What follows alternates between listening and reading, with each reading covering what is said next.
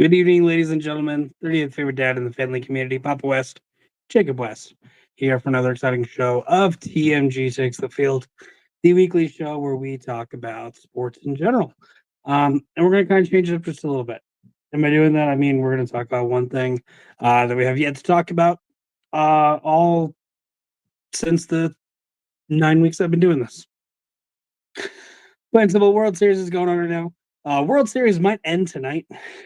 We do have the Dodgers taking on the Yankees.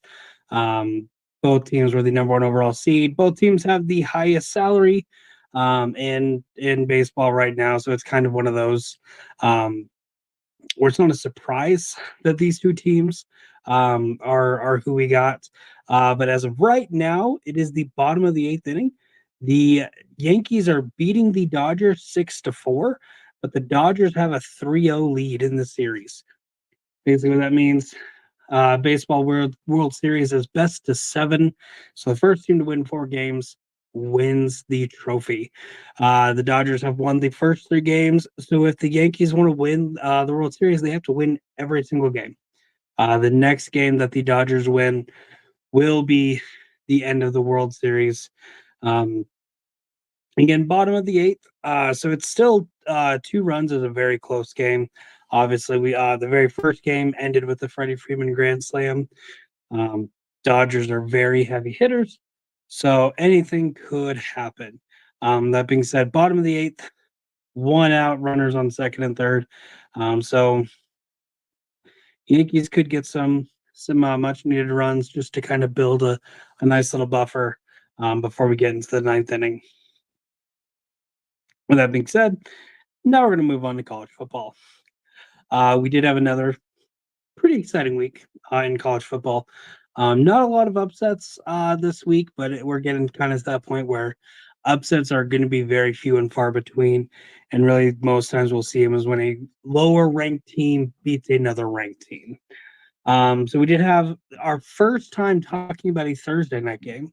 This year, college has expanded. They're playing Tuesday, Wednesday, and Thursday, along with the normal Friday and Saturday. So we have football like every day of the week. It's really fun, really fun. But we only talked about ranked teams.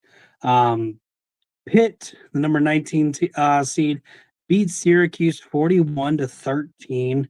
One reason that score was so lopsided: Kyle McCord, quarterback for Syracuse, 321 yards, but 5 interceptions. I believe 3 of those were in the first quarter. So not a good game for McCord. No wonder Ohio State kicked him out. Then we did have our Friday game. Boise State beat UNLV 29-24. Biggest thing with that is Ashton Jeanty didn't have a huge game. 128 yards, which is a lot, but only 1 touchdown. He's been averaging 3 a game, I believe, and then close to 150, 200 yards rushing. So he had a really good game, but it was a lot slower than most of his games have been. Now we move on to the Saturday games. Ohio State narrowly avoiding an upset against Nebraska 21-17. Indiana beat Washington 31-17. Ole Miss beat Oklahoma 26-14. BYU beat UCF 37-24. Miami beat Florida State 36-14. Penn State beat Wisconsin 28-13. Kansas State beat Kansas 29-27. And SMU beat Duke 28-27 in overtime. We did have a couple of ranked versus ranked games. Navy, one of the big surprises of the year, finally went down. They took on Notre Dame. Notre Dame won 51-14. Oregon, currently the number 1 overall seed. That's not changing as they beat the number 20 seed Illinois 38-9. Alabama beat Missouri 34-0. Texas beat Vanderbilt 27-24. And then Texas A&M beat LSU 38-23. So that was really the only actual upset was the Texas A&M LSU game, as LSU is ranked 7 seats higher. One crazy thing about this game is at one point LSU had a 10-point lead, and Texas A&M was able to come back. And then Texas A&M head coach had a really great speech at the end of the game. Um, Pretty much saying how Texas A&M is the real deal. And if you want to be good at football, come to Texas A&M. I can't say I agree with them. As somebody who has lived in Texas for a majority of my life, Texas A&M's never been the big powerhouse of Texas football. But we are going to go ahead and talk about rankings. Not a ton of movement. The first four stayed exactly the same. You have Oregon at number one, Georgia at two, Penn State at three, Ohio State at four. Miami's at five. They swapped with Texas. Texas is six now. Tennessee at seven. Notre Dame did jump up there, number eight. BYU's at number nine. Texas A&M's at 10. Iowa State did drop down to number 11. Clemson's also tied at number 11. At number 13, we have Indiana. 14 is Alabama. 15, Boise State. 16, LSU. 17, Kansas State. Pittsburgh's at 18. Ole Miss is at 19. SMU's at 20. Army's at 21. Washington State's at 22. Colorado at 23. Illinois at 24. And Missouri is at 25. Um, One thing that I did want to talk about is the University of Michigan has had a lot of issues this year, and mainly at quarterback. More bad news regarding their quarterback play. They had seemed to be finding some thunder with quarterback Jack Tuttle. But Jack Tuttle did announce today he is retiring from football. As a college athlete, that's very weird to hear. You never hear that. But he is citing health conditions. I believe this year he suffered his third concussion. So he is definitely doing what a lot of people think Tua should do and quitting football because no amount of money is worth CTE. That's really the biggest news. As far as news, again, we'll go over Heisman odds. Not technically news, but yeah, it is kind of news. We did have quite a bit of movement as far as Heisman odds go. Ashton Genty has been the odds-on favorite all year, and that has changed. He has now dropped down. He is the third favorite.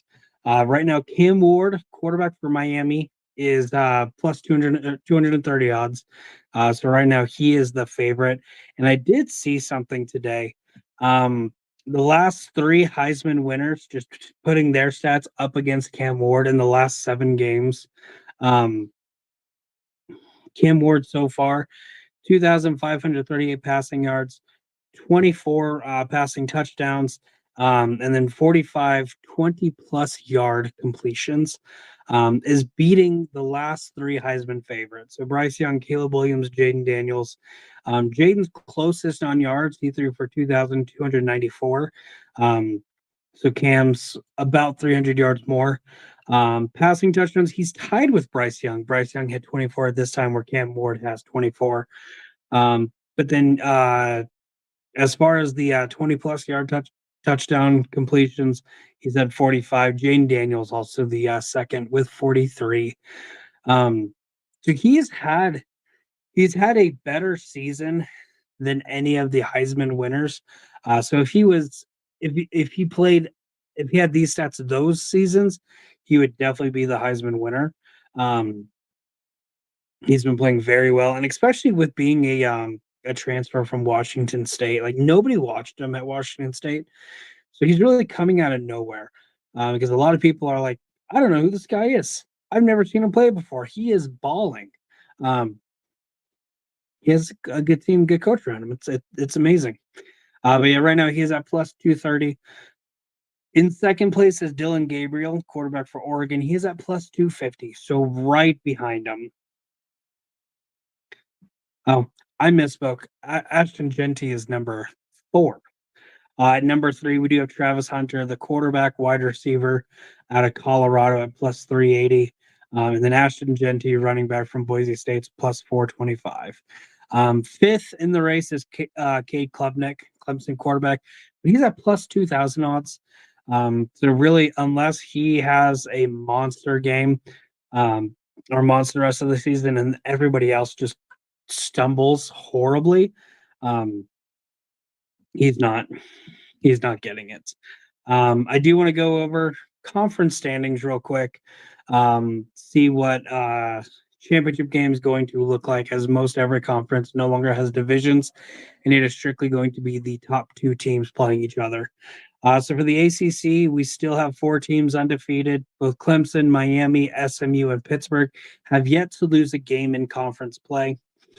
Virginia Tech right behind at 3-1. Louisville's at 3-2. But really, it's going to come down to the teams that are currently undefeated. Clemson has come out of nowhere since their loss to Georgia. They've really been playing well. Miami, as we've said, they had that scare against Cal, but were able to come back. SMU and Pitt are kind of the Cinderella stories. SMU, this being their first year in ACC play. One of the teams that makes sense to be playing in the ACC of all the new teams. And then Pitt having that rookie quarterback Eli Holstein, but really I think it's going to come down to Clemson, Miami. Um, they do have the better quarterbacks. I'm a fan of Eli Holstein, but I would definitely put him third on ACC quarterbacks, and that's way ahead of DJ Ugalele out of Florida State. He's like the worst quarterback in ACC play. Um, but no, this and obviously with the top colleges, or if you win your division, you're guaranteed a top four spot.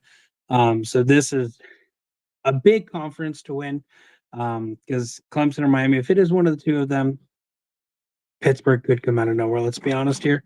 Um, you're going to be a 1 through 4 seed, and having that bye week is huge. You see it mostly in the NFL, with whichever team is the number one overall seed. Not only do they have that home field advantage, which is not going to be in college, but just having that extra week to kind of rest up is huge. Next, we're going to go talk about the Big 12. BYU and Iowa State are the two biggest, are the two undefeated teams.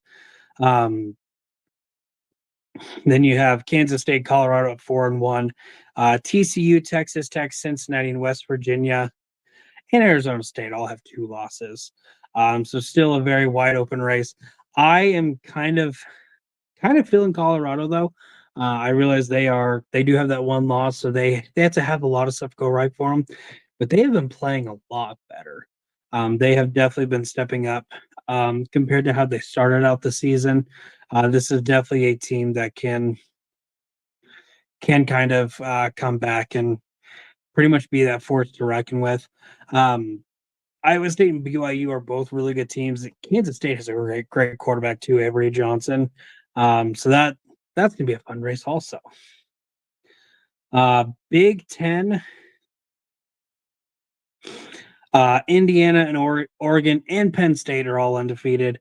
Ohio State at 3-1. Illinois, Iowa, Michigan, Minnesota, Wisconsin, all with 2 losses. The biggest game to watch is going to be Ohio State, Penn State, which I believe we're going to be talking about here pretty soon. Obviously, there's some question marks with Ohio State because they were in Columbus and almost lost to Nebraska, and Nebraska hasn't been that great of a team. Indiana's kind of that dark horse because, well, yes, they're undefeated. They haven't played. I don't think they've actually played a ranked opponent. They just played Washington, which Washington beat Michigan, so they're a good team. But it was also in Washington, and Washington does not lose in Washington. How many times can I say Washington? This video, Washington, Washington. Indiana did have a good win, but they've had a very easy schedule. Oregon's still my favorite to win the Big Ten. They just like Colorado, they started out slow. Fortunate for them, they were able to win every game, but they did start off slow. They have been playing amazing since. Had that really close game against Ohio State. But they had that game against Purdue. I realize it's Purdue. And then they did have a really good win against Illinois last week too. They have been playing great. Obviously, Dylan Gabriel, second in Heisman race, has been playing great too. I still think Oregon's going to win it all, or at least win the Big Ten. And I think the winner of Penn State, Ohio State, is going to take on Oregon in the Big Ten championship game. I wouldn't be surprised if Oregon loses in the Big Ten championship, just because if they've still had this kind of still had this undefeated season so far. It's like the Big Ten game in the landscape of everything doesn't mean that much. Obviously, it's a conference championship. You want that conference championship, but you can still lose that game and make the playoffs. Um, we see it all the time with an undefeated team making it to that final game and just falling off, not playing as well. So I wouldn't be surprised if that happens. I don't want that to happen, but it could. And then we're going to talk about the SEC. Again, we have Texas A&M as the only undefeated team after that win against LSU. Then you have Georgia, Texas, Tennessee, and LSU with one loss. Alabama, Arkansas, Missouri, and Ole Miss with two.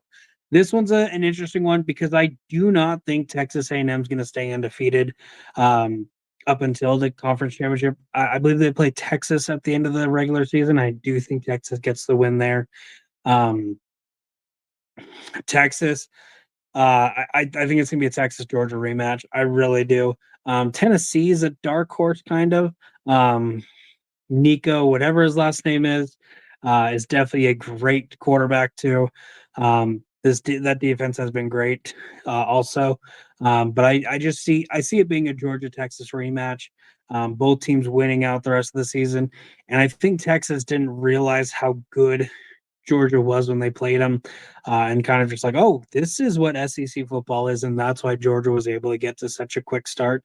I still think Texas wins the SEC just by how they've been playing this season. Well, yes, they did have that really bad loss to Georgia. They came back and did put two touchdowns against them, which a lot of teams can't do. They did get the win against Vanderbilt. It wasn't a pretty win, but hey, a win is a win. Um, So pretty much all the major conferences, those are going to be very fun races. Next, we're going to talk about Week 10. So no Thursday games to talk about, but we have a Friday game to talk about. San Diego State is traveling to Boise to take on the 15th Boise State. Um, so that'll be a fun Friday Mountain West game. Um, then we have Saturday. Miami is taking on Duke. Ole Miss is taking on Arkansas. Army is taking on Air Force. Illinois is taking on Minnesota. Oregon's taking on Michigan.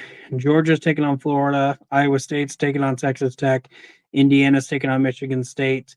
Kansas State's taking on Houston. Texas A&M's taking on South Carolina. Clemson's taking on Louisville. Tennessee is taking on Kentucky. And then a couple of ranked matchups. First off, we talked about four undefeated teams in the ACC. That is going to change next week because Pitt is taking on SMU. That'll be a fun one to watch. It's in Dallas, so SMU does have a slight advantage there. And then, like I was saying earlier, Ohio State is traveling to Happy Valley to take on the Penn State Nittany Lions in a 4-3 matchup. That's going to be a fun one to watch. Um, kind of my predictions on this. Ohio State has some question marks, but Penn State's always really overrated. We see them be undefeated up until like those last 3 or 4 games when they start playing the hard teams in their division. And Ohio State's always the first one to come up and usually kicks them down. Michigan kicks them down a little bit further too. Um, I do like this Penn State team, so I think that they get the win. I also really don't like Ohio State in general. But that'll definitely be a fun one to watch. Major playoff. Major playoff. I'm trying to think of a word. Implications. Major playoff implications happening in those matches. And again, with um, that Pitt SMU game, I don't remember the ACC schedule off the top of my head, but they winner might not play Clemson or Miami. and so they could have a free ride getting into the ACC championship game. You win the conference championship, you go to the playoffs, and you're going to be one of the top four seeds in the playoffs. So that has huge implications. But we're done talking about complications. We're going to go and head off to the NFL. I know what you're thinking. Papa, where's Tato? Um, Tato's in the middle of a match right now with Lights Out Trivia. Go check out Lights Out Trivia. It's a lot of fun. But he is finishing that up, and then he will hop on later. So let me do this real quick.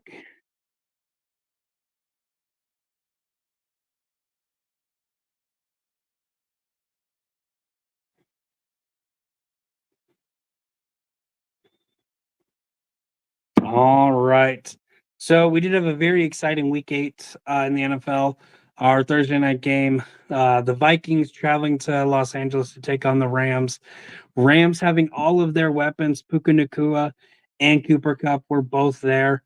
Um, and I think those additions obviously were going to help the Rams, but lit something under the Rams that we haven't seen all year. Rams getting the win 30-20. Very controversial play right at the end of the game to give the Rams a safety. I had a bet saying one of the teams would score at least 30 points. So the fact that that happened, I was appreciative of it.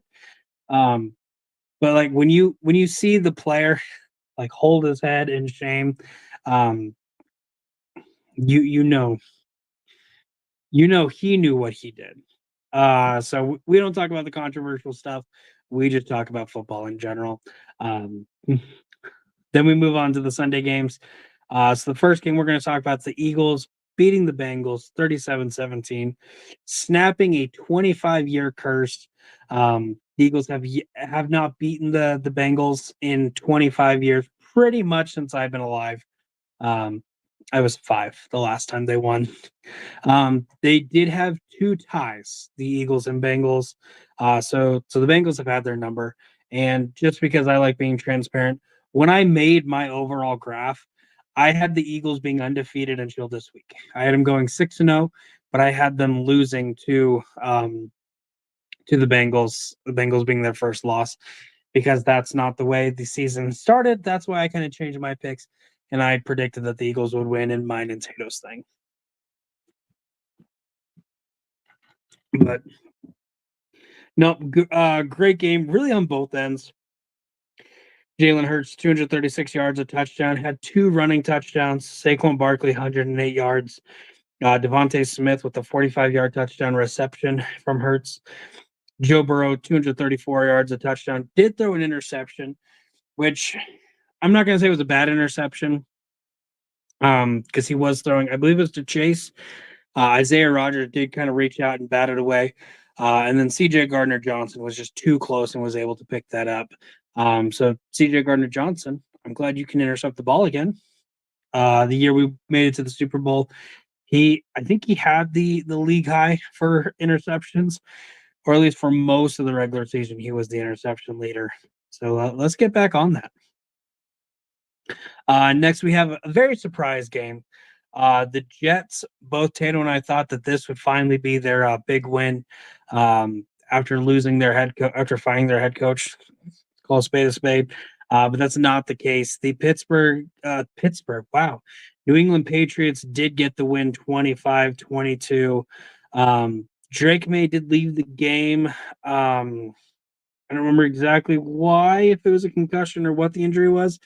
But Jacoby Brissett did come out and kind of lead them to the win. 132 yards passing, which not a lot, but Ramondre Stevenson with 2 rushing touchdowns to get the win on him.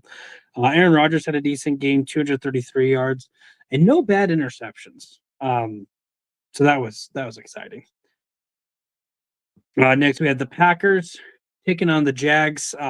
Packers winning 30-27. Biggest thing to note: Jordan Love did have a groin injury that took him out for most of the game. Malik Willis was able to lead the team in not losing their lead.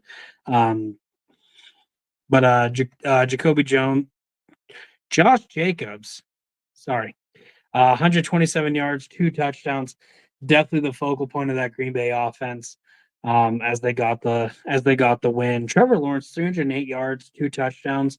Unfortunately, throwing an interception, which hurt his team. He had a really good game too. The biggest mollywomp in the history of histories, the Detroit Lions demolished the Tennessee Titans 52-14. Biggest thing was the running game here.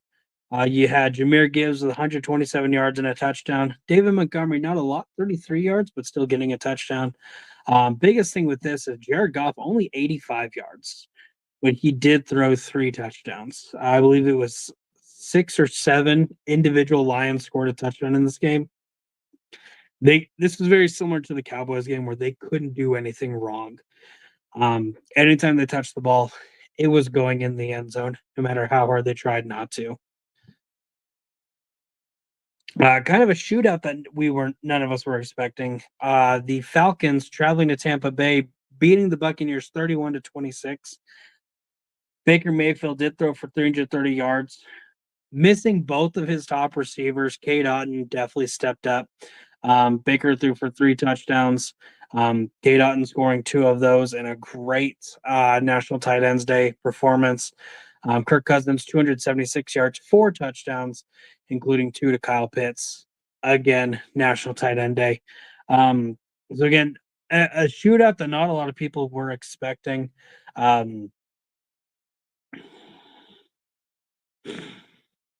the Buccaneers they're a really good team. That just people are not talking about them like they should be.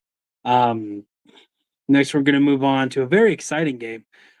Tua coming back from his concussion did play Sunday against the Cardinals, but the Cardinals were just too much.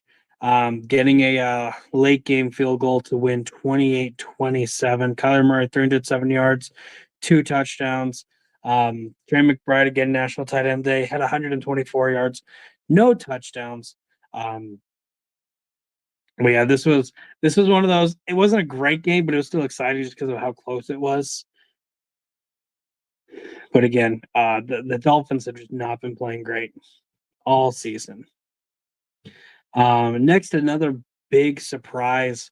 Jameis Winston led the Browns to a victory over the Ravens, 29-24. Jameis Winston threw for 334 yards and 3 touchdowns.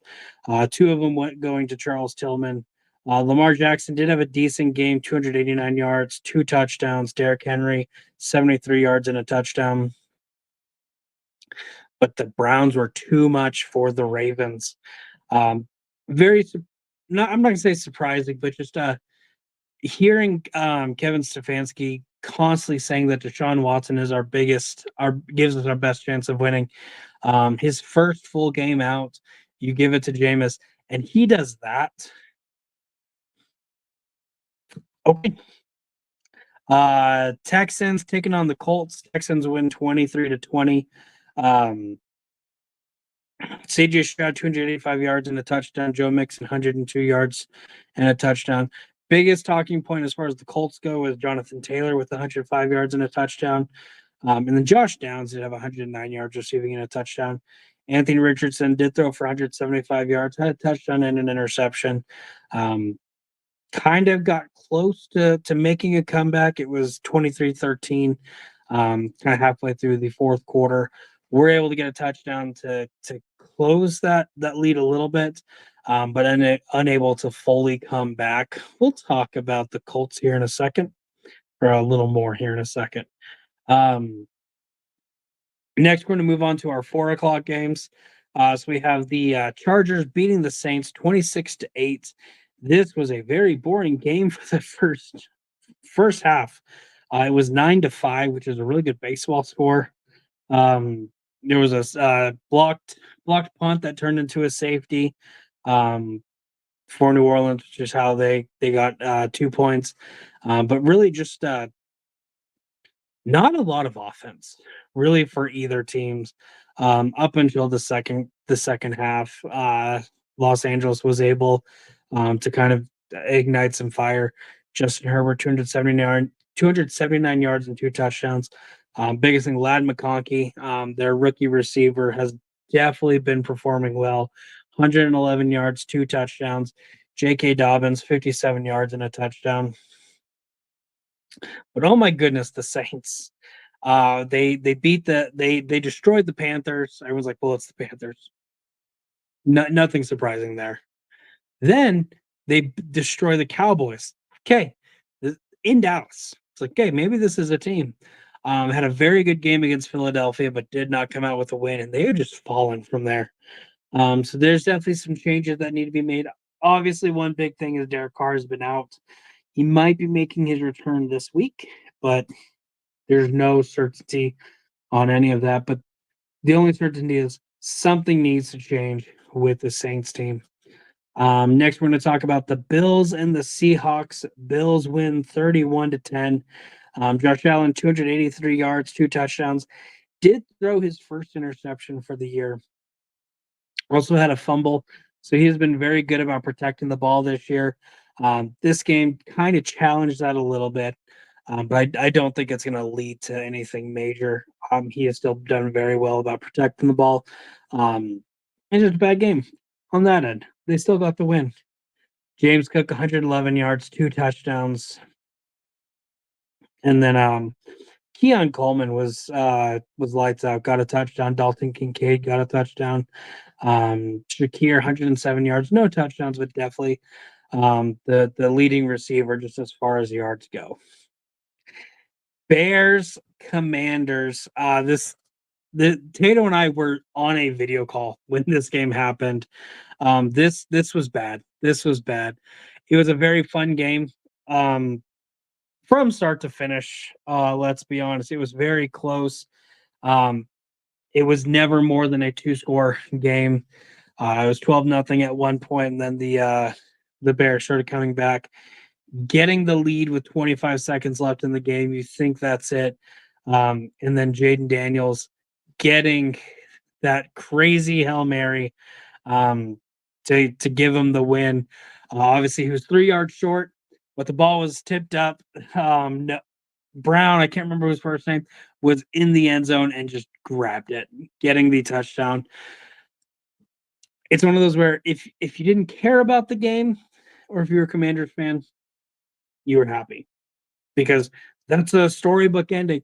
But if you were a Bears fan, like, or if you did not want the Commanders to win, it was not good. Um, I vocally yelled at that point because I do not like the Commanders. I did not want them to win. And the fact that they came back with 25 seconds left to get the go-ahead touchdown. It's like, oh my goodness, they did it. They came back. And then just to crumble like that was Tato will be talking about it here pretty soon, whenever he gets here. He's almost done. Next game we're going to be talking about the Broncos beat the Panthers 28-14. Andy Dalton did not play due to a thumb injury. He was involved in a car wreck earlier last week. Bryce Young didn't have a horrible game. 224 yards, 2 touchdowns, but threw 2 interceptions. So that's definitely going to hurt. Bo Nix, 284 yards and 3 touchdowns. So I'm trying to look real quick to find out what the other one. He did have a running touchdown, Bo Nix. So Bo Nix has been kind of secretly having a really good season.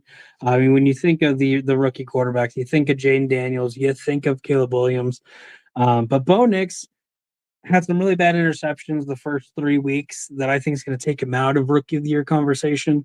But he has been having a really good season. The Broncos, I still think he's trash, but the Broncos definitely feeling they made the right decision there.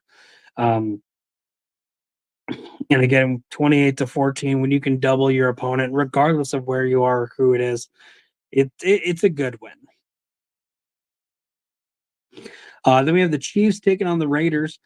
Taylor and I were kind of talking about maybe this would be a trap game, and it was close. It was a very close game pretty much the whole time. But the Chiefs did get the win 27-20. Travis Kelce, again, national tight end day, had a great performance with 90 yards receiving and a touchdown. Kareem Hunt, 59 yards running and a touchdown. Patrick Mahomes, 262 yards, 2 touchdowns, and an interception. Gardner Minshew, 209 yards and two touchdowns. The Raiders played a lot better than they have been all season. Again, I would say that's the Gardner Minshew effect. Minshew mania is very much alive. I didn't like the fact that they constantly benched him for Aiden O'Connell, because I do feel Gardner's the better quarterback, and he kept him alive.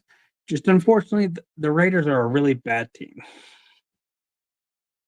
We'll see what they will do this offseason to change that. But the Chiefs getting the win and staying undefeated. Next, we're going to move to Sunday Night Football. Very fun game, especially if you hate the Cowboys, like me. Um, I believe the Cowboys were just coming off a bye, um, taking on the 49ers, who have been dealing with injuries. Kind of got a lead towards the beginning of the game. It was 10-6 at halftime, but the 49ers just stepped on the gas pedal in the second half. George Kittle, 260 yards and a touchdown. That touchdown going to George Kittle. Brock Purdy with the 260 yards. George Kittle had 128 yards and a touchdown. Their crazy running back was Isaac Girondo. This team has very much been a running back by committee, which is crazy to hear when you say, "Hey, our number one running back is the number one running back, Christian McCaffrey, who hasn't played yet." Um, Isaac Girondo, 85 yards and a touchdown. The Cowboys did come back at the end of the game. It was 27-10 going into the fourth quarter, and they did come back, making almost almost getting the tie. 30-24 is how it ended up. That's 6 point loss. Is definitely it definitely should have been a lot worse. Dak Prescott, 243 yards, two touchdowns, both of those going to CD Lamb. But two interceptions, one to kind of end that nice comeback that they were forming. So it's kind of fun being a Cowboy hater. Man, you pay that guy all that money just to turn the ball over. It's horrible. Um, but yeah, again, if you don't like the Cowboys, it was a great game. And unfortunately, that's probably the way the Cowboys season's gonna go. Just very disappointing. But hey, you didn't win the Super Bowl. You obviously need some improvement. And when you don't improve anything during the offseason, it's gonna show. I think a lot worse than, or I think it's been showing a lot worse than it should. But hey, don't hate the player, hate the game. Next, we're going to travel to Monday Night Football. The Steelers taking on the Giants, and the Steelers again. I don't know how this team is this good right now. They get the win 26-18. It was first half 9-9 tie. It was straight field goals. But fortunately for the Steelers, they were able to score touchdowns. Giants weren't so much.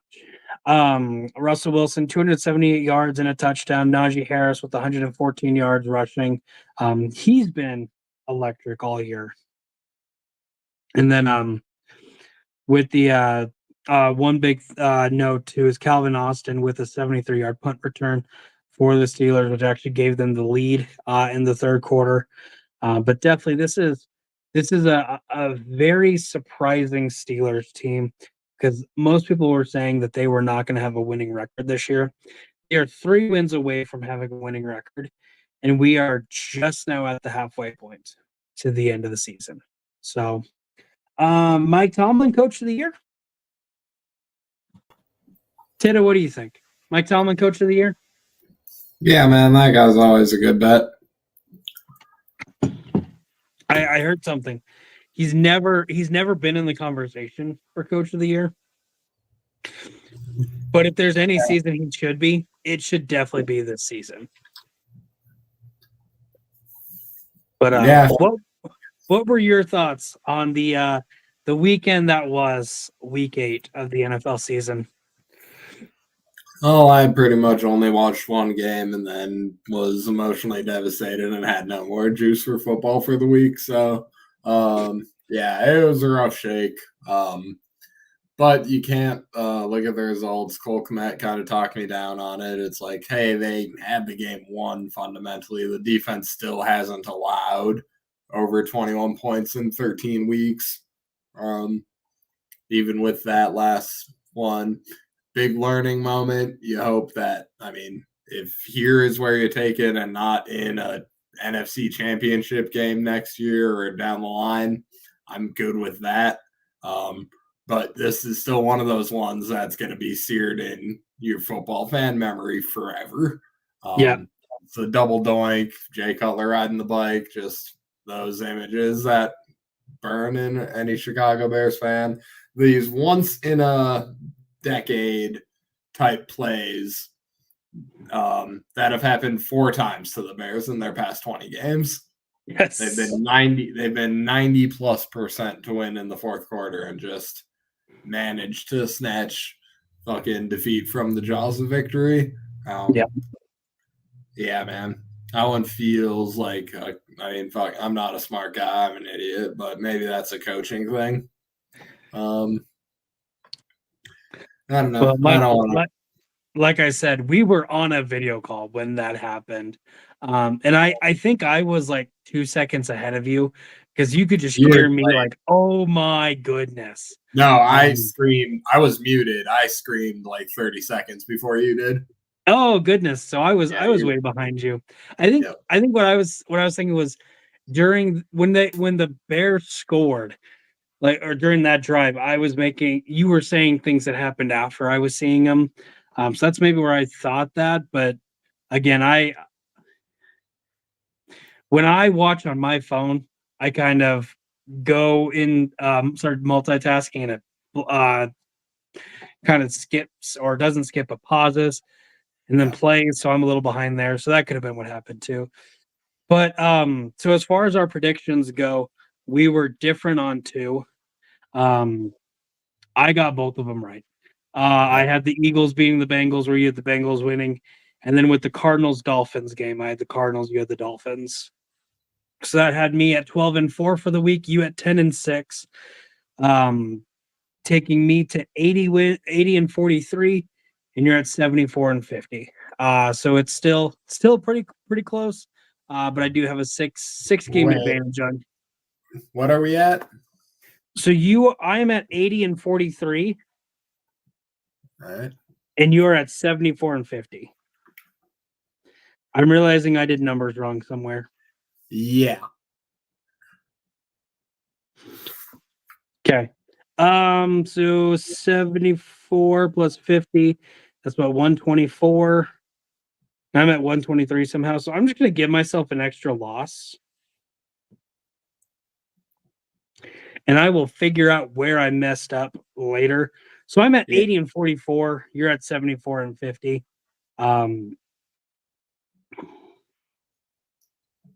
And I will figure out what happened later. I think it might have been. I thought the math wasn't mathing last week, but like I was also doing other shit at the time, so I guess I didn't call it out. But yeah, and that could have been what happened. I'll do a real deep dive in it later on. Yeah, for sure.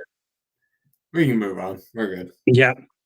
Let's be honest. If I go through 8 weeks of predictions to try to figure out where this mess up is, it's already not a great show, but it's definitely gonna be a lot worse doing that. Some news to talk about that happened. I don't know if it happened after our video last week or if I just didn't see it until after the fact, Wednesday morning.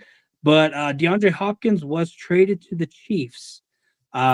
He did have a pretty minor impact for the Chiefs on this game against the Raiders, but it's definitely a huge pickup for the Chiefs. DeAndre Hopkins at one time was the best receiver in football. He still is a really good receiver. He's just had Kyler Murray and Will Levis and Mason Rudolph throwing to him. So now with Patrick Mahomes, there's going to be some stats there that weren't there. Other trade news. Deontay Johnson, wide receiver for the Panthers, is now heading to Baltimore. I found this one crazy because it seemed like their loss to Cleveland. Lamar was making a lot of throws to mainly Zay Flowers that Zay Flowers just couldn't hold on to. Rashad Bateman had a really ugly drop that hit him right in the face, bounced off his face mask. So this team has constantly had issues at the wide receiver position. Um, Zay Flowers, this is what his second year. Definitely a nice pickup in the draft. But they had Odell Beckham Jr. at one point who wasn't really performing all that well. Again, Rashad Bateman at one point was their top receiver who can't catch a ball. Um, they've definitely relied on their tight ends and their running backs to help. So Deontay Johnson is definitely a good pickup. Um, he's a much better receiver than his stats have said about him. But again, he's been on really bad teams. And then other news is the Colts are benching Anthony Richardson. Joe Flacco will be the starting quarterback out of Indianapolis. But Tato, any thoughts on the news that we just delivered 3 minutes ago? Yeah, man, that's crazy. No, the Deontay Johnson thing makes a ton of sense. The Hopkins thing, I think happened after we were done, or I guess I don't know. Maybe it broke as we were live. Who knows? And I guess the Richardson thing, if you're gonna need a playoff, then maybe you need some more conditioning or something. No, I'm just joking. Anthony Richardson, again, a billion times the athlete I'll ever be and shit. So, Yeah. rough shake. I get it. If you don't think you're the best for the job, taking yourself out is probably the responsible thing to do. It's not something that older NFL players would have said, and I'm good with more mental health and being open about things like that. Not that this is a mental health thing at all. I'm fucking rambling at this point. Yeah. This is why I Well, wasn't going to be on the first half. This yeah. is why I was like, just bring me So on for the picks half. So they were in the process of that comeback, and I believe it was like third and short. He just had a good run to get them into that position, and he starts tapping his helmet. Coach takes him out, puts Joe Flacco in, and then he came back a little bit later, and he was asked about it. I was like, "Why did you take yourself out?" And he told reporters that he was tired, um, which isn't what you say I was hurting. I think I pulled my hamstring, something like that. The way he said it, um, his team was in prime position to win. He took away a lot of momentum just by doing that. So you commend him for that, Tato. I'll bury the man for it. That's not a winning attitude to have. And I definitely think that has a lot to do with what happened. It's very similar to the Cam Newton Super Bowl, where like he fumbled it. It's like I can dive for it and get it and keep my team in a good position. And I'm going to die because I have Von Miller and somebody else diving towards this ball, or I can just back away. And he backed away from it. Um, Definitely kind of not a, yeah, I'd say a losing attitude towards that. Um, I was never a big I was very high on Anthony Richardson when he got drafted just because he's a good athlete, but not super high as far as a quarterback. I think he's a not so good Lamar Jackson. He can run the ball. He has a really great arm. He just hasn't been able to hone everything in.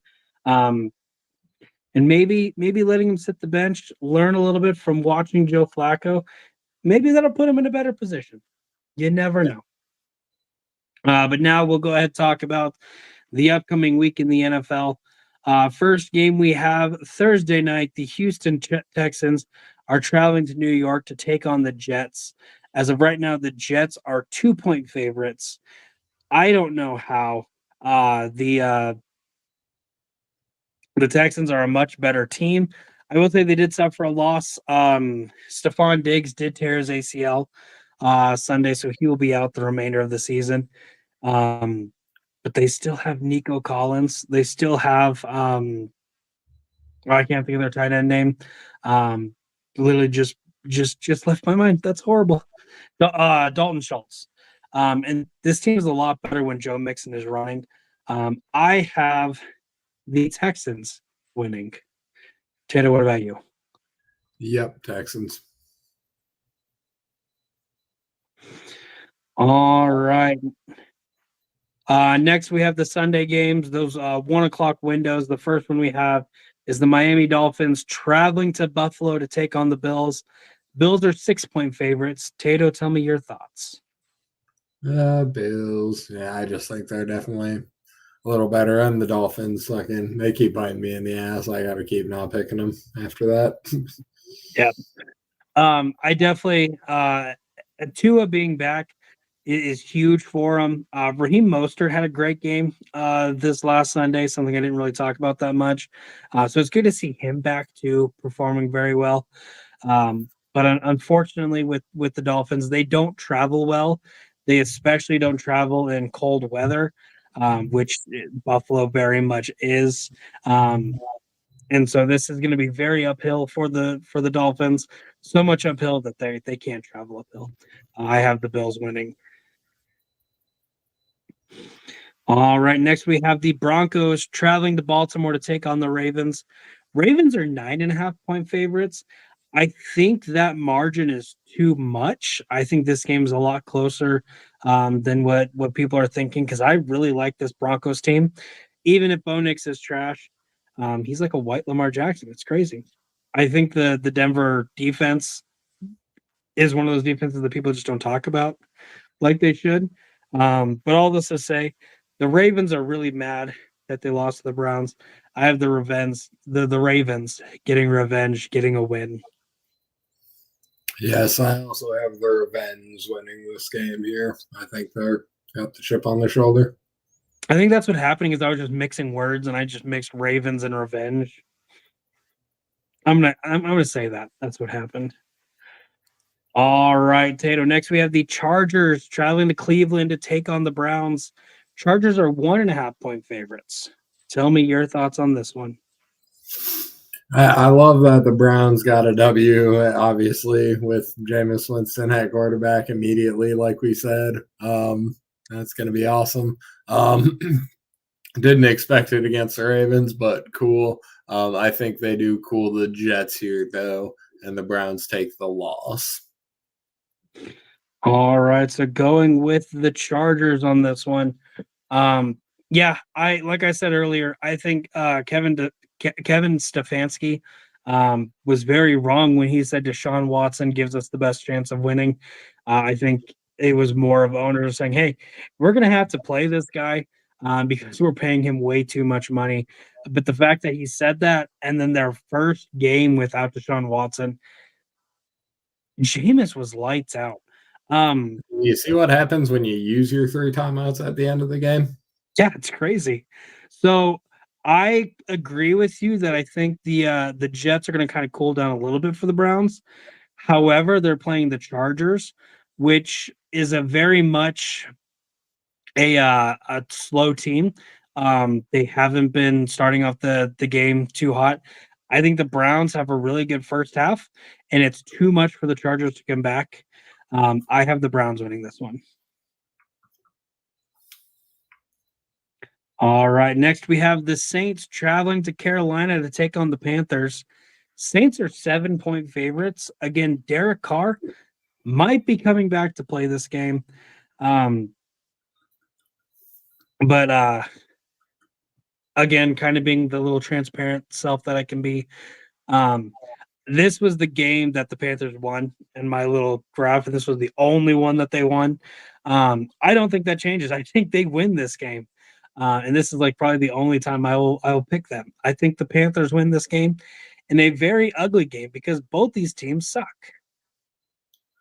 Yeah, fucking, I think Archie Manning could try out for the Saints, and the Saints will get it done. Yeah, not picking the Panthers. I'm gonna hope, like I said, I think I have Panthers at 32. They're just not a good organization right now. Yeah. So you have the Saints winning. Yes, sir. All right. I was like, I could flip a coin and like whatever the coin lands on, I'm like, you're wrong, and this is why you're wrong. It should be the other team. But again, it's just the fact that that's how my graph turned out. I'm like, that's what I have to go with. Next, we have the Raiders traveling to Cincinnati to take on the Bengals. Bengals are 7-point favorites. Um, Tato, what are your thoughts on this one? Wait, well, sorry, run that again. Bengals, Raiders, and you said Raiders are 7-point favorites? No, Bengals are 7-point Okay. favorites. I was like, wait, I was like, what? Yeah. Okay, yeah, no, I have the Bengals winning this, and I would have said that any which way, but for a second, I just little wax in the ears, I guess. But yeah, I think Bengals obviously are just a great team that has been kicked in the dirt all season. But I don't think they're going to take an L here. Yes. So here's a crazy stat for you, Tato. Right now, the Bengals are 3-5. Yeah. They are 3-1 on the road. They have lost all 4 games they have played in Cincinnati. Obviously, the last one was the game against the Eagles, which they played very well in. This is a very interesting team where they play very well. They just cannot come up with the win. And Minshew Mania is very true. But that being said, the Bengals do get their first home win. They do beat the Raiders to get that first home win. Next, we have an NFC East matchup. The Commanders are traveling to New York to take on the Giants. Commanders are 3.5-point favorites. This is a rematch they played in, I believe, week 2, where the Commanders did get the win in a lot of field goals game. I'm going first on this one. I think the Giants have been playing a lot better than anyone's thought. Tracy, I think it's Tyrone Tracy. That running back has been playing phenomenal, but he left the game Monday night with a concussion. So I do not think he plays against the Commanders, and the Commanders are really good right now. Granted, they struggle against really good defenses. Fortunately for them, the Giants, not a good defense. Commanders get the win. Yeah, I mean, there's not too much to say. I think one team is good. I do not think the other team is. Commanders. All right. Next, we have the Cowboys traveling to Atlanta to take on the Falcons. Falcons are 3-point favorites. Falcons. This one's pretty tight booty, but Falcons. Yeah, that was my process picking the match. Yeah. Yeah, I'm kind of in a similar boat where this game's a lot closer than I think people think it's going to be or what people realize. Um, Cowboys are 3-4. All 3 of their wins have come on the road, and the Falcons are 2-3 at home. So they haven't been playing all that. All their losses are at home. So this has all the makings of a Cowboy win. But unfortunately, because the Cowboys are involved, I think that is the biggest thing keeping them from getting a Cowboys win. So I have the Falcons getting the win here. Next, in another toilet bowl match, we have the Patriots traveling to Tennessee to take on the Titans. Titans are 3.5-point favorites. I think Drake May has been playing really good, and especially if he plays in this game. He's listed as questionable, so he might play. He should play. They did get this really nice win against the Jets to kind of rally around them, and they're playing the trash Tennessee Titans. I think the Patriots get the win here. Yep, I too have Patriots over Trash Titans. All right, next we have the 4:00 games. The first one that we have, the Jacksonville Jaguars are traveling to Philadelphia to take on the Eagles in a Doug Peterson revenge game. Eagles are 7.5-point favorites, though. Tato, what's your thoughts on this one? I do not think this is a Doug Peterson revenge game. Fly, Eagles, fly. So on paper, it is though. But let's be honest. This is going to be the game where the Eagles get a really good win. And on the way home, Doug Peterson gets that phone call, and it's con man. He's like, Doug, you're out. You can't be here anymore. up front. Like, you know how you're a hero in Philadelphia? You're gonna stay in Philadelphia as we travel to Jacksonville. Um, no, again, I think this is gonna be a fun game. Jacksonville's been playing a lot better, especially with Tank Bigsby running. He's been electric too. But I think the Eagles had had a really early bye week, but have been playing great since that bye week. It'll be close for the first half. Third quarter, Eagles will start taking over and really get that good separation to get the win. Next, we have the Bears traveling to Arizona to take on the Cardinals. Cardinals, Cardinals are 1 point favorites.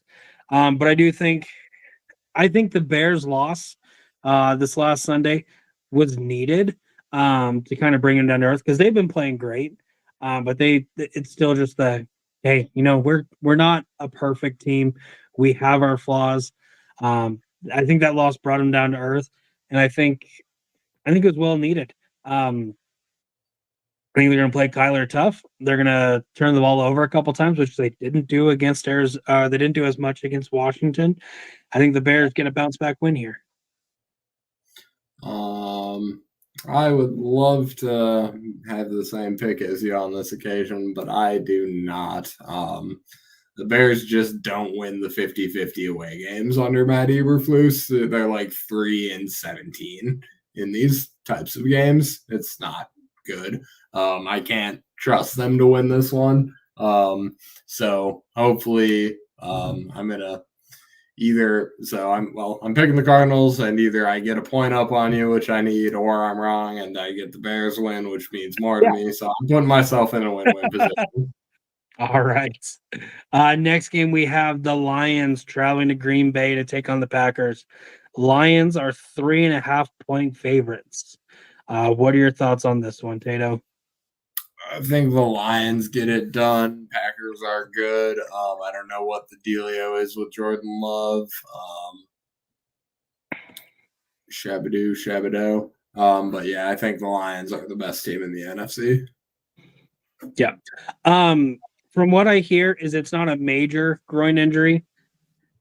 Does that mean he's out a couple of weeks? I don't know. But it's definitely not like season ending, or out for a couple of months. I played well without him already, so yeah. But one thing too is the Packers play well because they have a good run game. A lot of teams have kind of gone mainly to the throw heavy offenses, and are really good teams right now have good running backs and have a good run game. And that's what they have with Josh Jacobs. I think this Lions defense, though, even though they don't have Aiden Hutchinson, is still one of the best defenses in the NFL right now. So while I think it'll be close, we're not going to have a Trash Titans blowout like we did last week. I think the Packers can't stop the Lions, and the Lions stopped the Packers 3 or 4 times to get just a good enough advantage to where that last quarter it's too far out of the Packers to get the win. So I have the Lions also. That being said, I did have a thought. Both of us said Aiden Hutchinson, Defensive Player of the Year. Probably not going to happen. I found a way it could happen. So okay. if Aiden Hutchinson doesn't win Defensive Player of the Year, who's going to get it? Obviously, going to be TJ Watt, right? TJ Watt, sure. Nobody else is in the conversation. I think TJ Watt should not be in Defensive Player of the Year conversation. I think he should be an MVP conversation. I think he should win the MVP. And they're not going to give the MVP Defensive Player of the Year. So who are they going to give it to?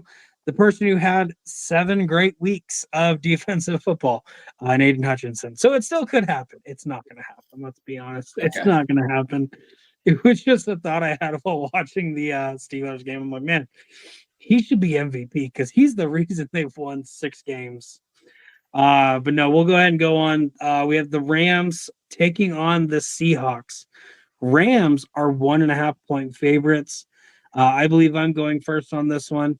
Like I said, like I said, the getting Puka Nakua and Cooper Cup did a lot for that offense. They were really unstoppable against the Vikings, which have a good defense. Um, I do think the Rams start to bounce back.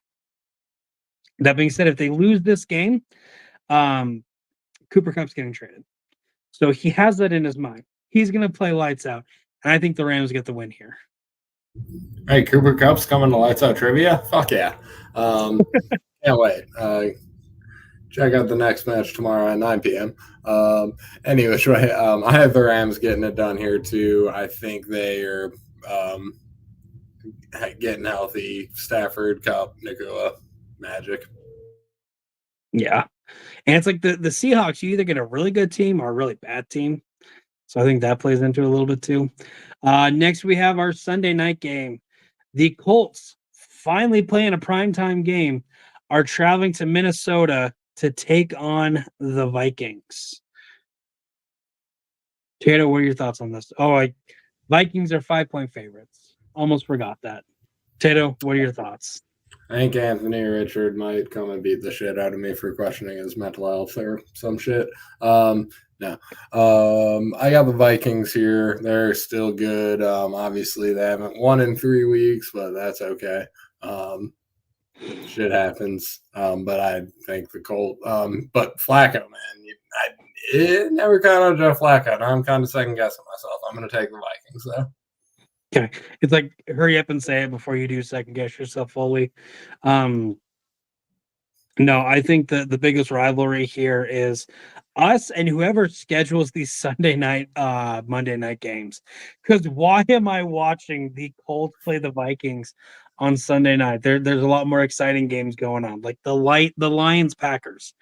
I would much rather watch that Sunday night than this game. That being said, Sam Darnold bounce back game. Vikings get the win. And then we have the ever so fun Monday Night Football. The Buccaneers travel to Kansas City to take on the Chiefs. Chiefs are 9-point favorites, undefeated. It stops here. I have the Buccaneers being this lights out offense somehow, even though they're missing their top 2 stars. K. Dotton cannot be stopped. This rookie McMillan. I think the Buccaneers surprise the crap out of everybody and get the shootout win here. You can say no all you want. The Chiefs cannot go undefeated. They cannot go undefeated. This is where they get their loss. And then the Kansas City Chiefs go 16-1, go to the Super Bowl, three-peat, whatever, but they have that one loss, and that's here. I'm calling it. I think they get 2, maybe 3 losses, but I'm not going to pick against them betting on when that's going to happen. I do think the Bucs are a little too beat up without those receivers to match Patrick Mahomes, all hail Patrick Mahomes, and the Kansas City referees. No. I don't think there's really that much of an officiating problem going on, but I think the Chiefs are a good football team, and I think they will win this game. All right, so I believe that puts us at 4 differences. So again, there will be no change to the leadership board, especially once I figure out why I was wrong on numbers, and I actually have one more win than I have originally. So it makes it a 7 game lead. No, there will be no changes as far as leadership goes, but you can definitely build up on that hole because I'm not confident in any of my picks this week, especially on the ones we're different on. But yeah, no, it's going to be a fun week because every week is fun, in my opinion. And as far as you made a comment about there's no officiating problem, you're right. There's not. It's just talked about a lot more because we talk about stuff a lot more than we used to. When we have all this instant replay stuff, and I can on my own replay the last like 2 minutes and see, the ref did not call a face mask on Sam Darnold when he was standing right there when he should have. What face mask? You also got to remember, like, they're human beings; they're seeing everything in real time, so they miss stuff. It There's happens. a holding on the Jen Daniels Hail Mary, BT Dub. Yes. Just putting that out there. Yeah, no, it's one of those where they miss as much as what they've always missed. There's never going to be perfect. It's just we are seeing it a lot more just with the age of social media. So calm down, people. The NFL is not scripted. What are you talking about? But thank you so much for watching. Like, comment, go follow Lights Out Trivia. Tater does great stuff over there. And also, if you're in America, the next time you see us, you better have voted. Because election day is next Tuesday. I don't get political. I don't care who you vote for. You should just vote. It's your civic duty. Your vote might not count, but hey, who cares? Go vote. End stream.